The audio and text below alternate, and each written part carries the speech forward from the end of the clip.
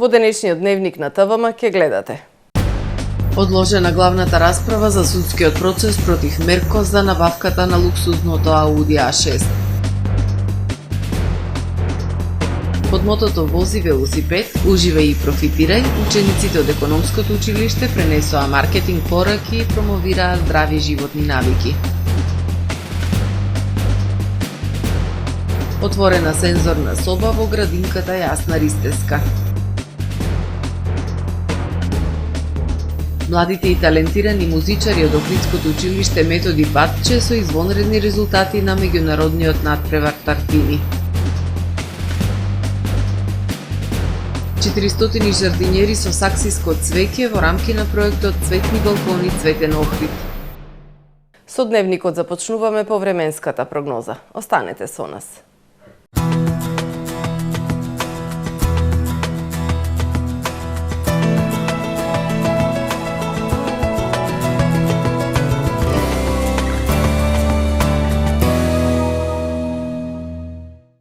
Во Охрид денес имавме умерено облачно и нестабилно време со врнежи од дожд и грмотевици. Во текот на ноќта понеделник кон вторник ќе преовладува претежно ведро време со локална облачност. Во вторник во северозападните и северните предели, како и во делови од југоисточна Европа, ќе преовладува умерено облачно и нестабилно време со врнежи од дожд и грмотевици. Локално со поројни врнежи и појава на невреме.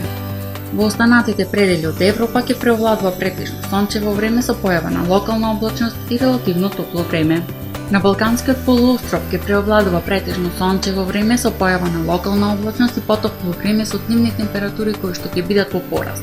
Локално во северните, североисточните и крајните источни предели нестабилно време со врнежи од дожд и грмотевици. Максималните дневни температури ќе се движат во интервал од 22 до 34 степени. Во Македонија во вторник ќе преовладува претежно сончево време со појава на локална облачност, ветровито и топло време со дневни температури кои што ќе бидат во пораст. Утринските температури ќе се движат во интервал од 9 до 18 степени, додека пак максималните дневни температури во Македонија утре ќе достигнат од 22 до 35 степени. УВ индексот ќе има вредност 8. Во Охрид во вторник ќе преовладува претежно сончево време со појава на локална облачност и топло време. Ќе дува до умерен засилен ветер со брзина од 20 км на час. Минималната температура од 13 степени, додека пак дневната ќе достигне до 27 степени. Во Охрид во среда и четврток, по свежото утро се температура од 13, односно 14 степени. Во текот на денот ќе преовладува сончево и топло време, со температура до 28, односно 30 степени. Во петок, сончево и многу топло време со дополнителен пораст на температурите. Минималната температура од 15 степени, додека пак максималната ќе достигне до 32 степени.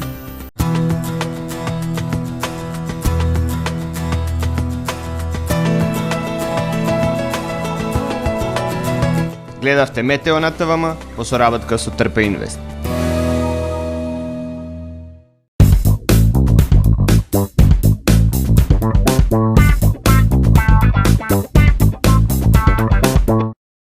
Тамаро е 25 години охридски водечки лидер и препознатлив бренд. Обуките од менаџерскиот тим се доказ за максимална посветеност кон вработените. Тамаро Холдингот се грижи за организацијата и на време пренесените информации кои отсликуваат тимската работа. Секој успех на вработениот е успех и на компанијата. Маркетите располагаат со производи со висок квалитет од секакви брендови по одлични цени. Вкусните печива од Анабела пекарата се веќе омилен појадок на многу потрошувачи во Охрид. Анабела кујната услужува голем број на потрошувачи и компании.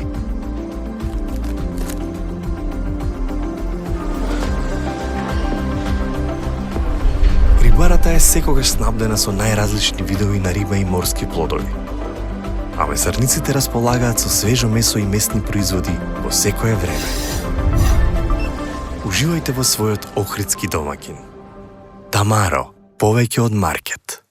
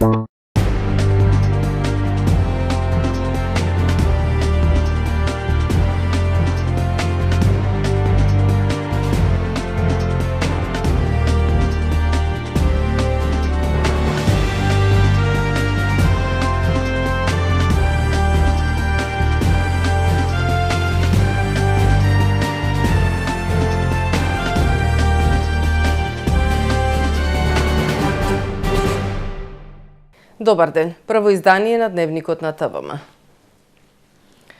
Се одложи главната расправа за судскиот процес против струшкиот градоначалник Рамис Мерко за набавката на луксузниот автомобил Ауди А6. Причина е тоа што одбраната поднесе обемна листа на докази која судот треба да ја разгледа, но и да се прибават одредени документи од надлежни институции. Повторно одложена главната расправа за судскиот процес против струшкиот градоначалник Рамис Мерко за набавката на луксузниот автомобил Ауди А6 вреден 67.000 евра и уште 3 други возила за општинските потреби. Причина за одлагањето е тоа што одбраната достави обемна листа на докази, вкупно 68 вербални и писмени, кои судот треба да ги разгледа, но и да прибави одредени документи од надлежните институции. Потребно е време и за обвинителството да се запознае со истите, но и за судот. Интенцијата е да не одлагат и ради тоа судот ќе се потруди во најкраток можен рок документите кои се потребни на одбраната да се обезбедат. Од судот велат нема да има натамошни одлагања. Судскиот процес се очекува да заврши во разумен рок. Согласно принципот на судење на во разумен рок и ефикасност на постапката, што е можно побрзо, но секако со почитување на правата на одбраната. Основното јавно обвинителство за гонење на организиран криминал и корупција го гони струшкиот градоначалник за злоупотреба на службената положба. Според обвинението, без претходно одобрување од Советот на општина Струга и без конкретната јавна набавка, да биде предвидена во одлуката за извршување на буџетот на општината за 2018 година, спротивно на начелата на законитост и интегритет, како и спротивно на јавниот интерес во услови кога општината имала неподмирени долгови и блокирана жиросметка, набавил 4 моторни возила со вкупна вредност од околу 114.000 евра, со што прибавил имот на корист за носителот на јавната набавка и го оштетил буџетот. Според одбраната, со доставувањето на листата на докази ќе се обидат да ја побијат тезата на јавното обвинителство, дека обвинетиот сторил некакво кривично дело воопшто. Главната расправа е одложена за 8 јули. Во градинката Јасна Ристеска за прв пат е отворена сензорна соба. Станува збор за посебно опремена просторија за деца со потешкотии во развојот. Преку опуштена и релаксирана интервенција, децата кои учат најважното, учат како се учи. Исто така, децата со потешкотии во интеграцијата во сензорната соба истражуваат, учат, стекнуваат искуства кои се важни за нивниот понатамошен раст и развој. Бенефитите од ваква соба и сензорна интеграција се многубројни, напиша во објава на Facebook градоначалникот Кирил Пецаков. Сензорната соба е реализирана во соработка со Охридската општествено одговорна компанија АСП ПАК. Дополнително, градоначалникот најави дека во објектот Развигорче, согласно програмата на локалната, предвидени се уште неколку проекти кои ќе бидат реализирани во наредниот период. Забава, дружење и промоција на бизнис идеја и на здрави животни навики. Вака накратко може да се опише денешниот настан кој се одржа во Средното општинско стручно училиште Свети Кирил и Методи по повод Светскиот ден на велосипедизмот. Учениците под мотото "Вози велосипед, уживај и профитирај" реализираа една бизнис идеја за пренесување на маркетинг пораки од локални компании преку промовирање на велосипедот како еколошка алтернатива за транспорт во урбаните средини. Проектот е на Сдруженијето за едукација, култура и младински активизам, граѓански интегритет, а поддржан од општина Охрид. Денеска во Средното општинско стручно училиште Свети Кирил и Методи по повод Светскиот ден на велосипедизмот се одржа ревијален настан "Вози велосипед, уживај и профитирај". Целта на овој иновативен проект е да се покаже дека со вклучување на велосипедизмот во животниот стил, велосипедистите не само што можат да уживаат во физичките и менталните придобивки од усвојување здрави животни навики, туку можат и потенцијално да заработат приход од рекламирање компании. На настанот учествуваа преку 60 на велосипедисти и ученици од училиштето. Идејата е со голем интерес прифатена од учениците кои во вакви настани гледаат можност и практично да ги прикажат теоретските знаења со кои се стекнуваат во училиштето. Овој денешен настан не потикнува да размислуваме за нови бизнис идеи кои што би придонесле за да заработуваме на економски начин, кој што би бил поиновативен начин. Овдека денеска има дружба и забава, се промовира бизнис идеја и се промовираат здрави животни навики. Овој денешен настан е со цел да се намали стресот и анксиозноста кај младите, а да се зголемат дружбата и активностите помеѓу нас. И јас како иден економист би сакала да заработувам на еколошки иновативен начин.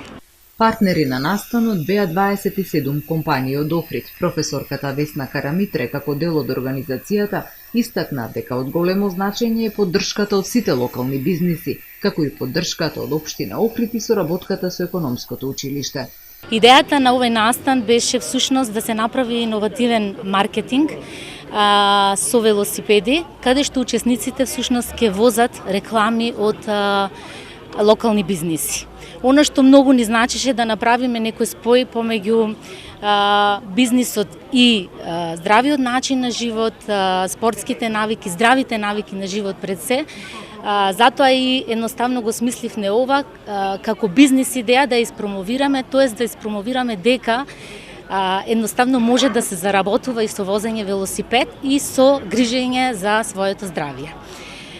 Пред се навистина е прва година за реализација на овој настан, меѓутоа наидовме на голем интерес. Настанот го отвори директорот на училиштето Ристе Јанковски, кој рече дека образовната установа не само што ги промовира успесите, туку и ги поттикнува своите ученици да размислуваат за бизнис идеи насочени кон иновативен и економичен начин на заработка. Затоа, во соработка со Сдруженијето граѓански интегритет од Охрид, ја поддржувам бизнис идејата која на велосипедистите им овозможува да заработат приход преку возење велосипед.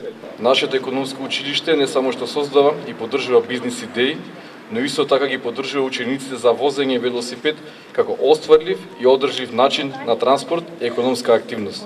Учениците добија кратка практична обука за стекнување на велосипедски вештини од страна на Јован Јовановски, представник од велосипедскиот клуб Екодром, пошто започна турата со велосипеди во урбаните области, придружена од представници од секторот за внатрешни работи Охрид. Проектот Вози велосипед, уживај и профитирај е на Сдруженијето за едукација, култура и младински активизам граѓански интегритет од Охрид, поддржан од општина Охрид и од локалните бизниси. Младите музичари од Основното музичко училиште Методи Патче постигнаа извонредни резултати на меѓународниот надпревар Тартини во Словенија. Младите и талентирани охридски музичари беа единствените надпреварувачи од Македонија. Младите музичари од Основното музичко училиште Методи Патче постигнаа извонредни резултати на меѓународниот надпревар Тартини, кој по четврти пат се одржа во Пиран, Република Словенија, во чест и слава на виртуозот по виолина и композитор Джузепе Тартини. Младите и талентирани Антица Николовска, Ана Кузмановска, Виктор Србиновски и Лина Николеска беа единствените надпреварувачи од Македонија. Во силна конкуренција на учесници од 21 држава од светот, постигнаа врвни резултати во соло дисциплина и камерна музика. Клавирското трио, составено од две виолини и пијано во состав Лина Николеска од класата на професор Христина Пецаковска Николеска, Антица Николовска и Ана Кузмановска, освоија висока втора награда на престижниот музички надпревар. Овие талентирани музичарки покажаа извонредна умешност и музичка чувствителност, што беше препознаено од страна на стручната комисија. Нивниот успех е резултат на посветената работа и љубов кон музиката, а оваа награда е само почеток на нивниот блескав пат во светот на класичната музика, велат од музичкото училиште. Младата виолинистка Антица Николовска постигна забележителен успех, освојувајќи ја втората награда на надпреварот. Под менторство на професорот Мухамед Бајрам, Антица се истакна меѓу учесници од 21 земја, покажувајќи извонредна техничка умешност и музичка изразност. Оваа награда представува значајна точка во низината музичка кариера. Извонредниот виолинист Виктор Србиновски, под менторство на професор Елица Рашкова, освои прва награда на надпреварот. Виктор се истакна со својата виртуозност и музичка зрелост, што му донесе заслужена прва награда во голема конкуренција. Пијанистката Ана Кузмановска, под менторство на професор магистар Ана Ѓоргиовска, со впечатлив настап го импресионираше реномираното интернационално жири, составено од еминентни професори од Русија, Шпанија, Австрија и Србија. Во голема конкуренција на учесници, Ана освои висока втора награда со која повторно го докажа својот импресивен музички талент. Овие успеси на младите музичари се голема инспирација и гордост за нашата музичка сцена, велат од основното музичко училиште Методи Патче, честитајќи им го успешниот настап на надпреварот на своите ученици и на менторите. Општина Охрид традиционално и годинава во рамки на одбележувањето на 5 јуни, Светскиот ден на животната средина, ќе го реализира проектот Цветни балкони Цветен Охрид. Во рамки на овој проект ќе бидат поделени 400 жардиниери со саксиско цвеќе на жителите кои живеат на следните улици: Радојца Новичик, улица 130 и 28 април. Акцијата ќе се реализира на 5 јуни среда и 6 јуни четврток. Граѓаните од горе споменатите улици кои се заинтересирани за жардинјери со саксиско цвеќе, истото ќе можат да го подигнат во расадникот на јавното претпријатие Охридски комуналец на 5 и 6 јуни од 9 до 13 часот, а со себе да носат копија од лични документи, лична карта или пасош за идентификација, од кои ќе биде видлива адресата на живење. Да погледнеме што беше актуелно денес во светот. Председателот на Србија и член на председателството на Српската национална странка, Александар Вучич, во обраќањето до изборниот штаб, заедно со коалиционите партнери, СПС со Ивица Дачич, заветници и други, прогласил победа на локалните избори и порачал дека СНС влегува во нова ера и дека имаат отворен мандат за сѐ што побарале од народот. Во Белград нивната изборна листа од вкупно 110 ки има 63 мандати, а голема победа била забележана и во Нови Сад со околу 53% од гласовите. Тој ги наведол и успесите во Војводина, каде во Суботица СНС освоила речиси 50%, а секаде од Кикинда, Сомбор, Сремска Митровица се освоени над 63% од гласовите. Клаудија Шејнбаум е првата жена председател во 200 годишната историја на Мексико. Мексиканците вчера гласа на историските избори кои се одмеруваат на полудемократијата и популизмот. Председателот на Националниот изборен институт изјавил дека Шејнбаум имала помеѓу 58,3 и 60,7% од гласовите, а кандидатката на опозицијата Ксочител Галвес имала помеѓу 26,6 и 28,6% од гласовите. Шејнбаум исто така ќе биде првиот човек со еврејско потекло кој ќе ја предводи оваа претежно католичка земја. Еден загинат и 8 повредени при уривање на зграда во Истанбул. Министерот за животна средина, урбанизација и климатски промени изјавил дека зградата била изградена пред 36 години и додава дека како резултат на првичните истраги било утврдено дека незаконски биле доградени 1,5 кат. Сопственикот на зградата бил приведен под обвинение дека од невнимание предизвикал смрт и повреди. Уривањето на оваа зграда повторно го отворило прашањето за отпорност на зградите во Истанбул, град често погоден од земјотреси, а катастрофата го истакнало лошото спроведување на градежните правила од страна на Турција. Континуираните врнежи во делови од германските сојузни покрајни, Баварија и Баден-Вуртенбург, доведоа до пораз на нивото на водата што статистички се случува само еднаш во повеќе од 100 години, пишува Дојче Веле. И покрај одреденото намалување на интензитетот на врнежите, градинките и училиштата остануваат затворени. 10 општини во Баварија прогласиле катастрофална состојба и невисоко ниво на тревога, бидејќи Дунав и неколку негови притоки опасно се зголемиле, а граѓаните биле повикани на итна евакуација. Министерството за одбрана објавило дека се распоредени околу 800 војници покрај досега испратените 40.000 спасувачи. Силен земјотрес со јачина од 5,9 степени според Рихтеровата скала ја погодил централна Јапонија, соопштила Јапонската метеоролошка агенција, но за среќа нема опасност од цунами. 3 куќи се урнале, но нема извештаи за загинати или повредени по плиткиот земјотрес што го погодил полуостровот Ното. Агенцијата предупредила и нализгање на земјиштето и паѓање на карпи во регионот, особено по дожд или дополнителни земјотреси. Регионот е сеизмички активен повеќе од 3 години, вклучувајќи го и земјотресот со јачина од 7,6 степени според Рихтеровата скала на 1 јануари оваа година, кога загинале над 240 луѓе. Почитувани гледачи, го завршуваме првото издание на Дневникот на ТВМ. Ви благодарам за довербата. Пријатно!